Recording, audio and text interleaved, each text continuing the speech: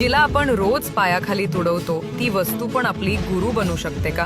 तर दत्तगुरु म्हणतात, जी गोष्ट सर्वात खाली आहे तीच खऱ्या अर्थाने सर्वात श्रेष्ठ असते. गुरुदत्तांचे 24 गुरु आहेत आणि त्यातील एक म्हणजेच धरती माता. एकदा श्री दत्त हिमालयाच्या दिशेने प्रवास करत होते तेव्हा त्यांनी पाहिलं, एक शेतकरी आपल्या रानात नांगर चालवत होता. नांगराचं टोक मातीत खोल वर जात होतं. धरणी फाटत होती, पण तरीही धरती माता शांत आणि स्थिर होती. तेव्हा दत्तगुरूंनी धरतीला विचारलं, एवढं सहन करूनही तुला वेदना होत नाहीत का? धरती मातेनं शांतपणे उत्तर दिलं, सहन करणे हाच माझा धर्म आहे. मी सगळ्यांचं ओझं उचलते, कारण तेच माझं कर्तव्य आणि स्वभाव आहे. तेव्हा गुरुदेव दत्तांनी धरतीला गुरु मानलं आणि तिच्याकडून 3 अमूल्य शिकवणी घेतल्या. धैर्य, आयुष्यात कितीही वेदना आल्या तरी न डगमगता स्थिर राहावं. क्षमाशीलता, ज्यांनी आपल्याला दुःख दिलं त्यांनाही माफ करून पुढे जात राहावं. निस्वार्थ सेवा, कोणतीही अपेक्षा न ठेवता प्रत्येकाची मदत करत राहावं. म्हणूनच म्हणतात, धरती ही केवळ माता नाही तर श्री दत्तांची प्रथम गुरु आहे.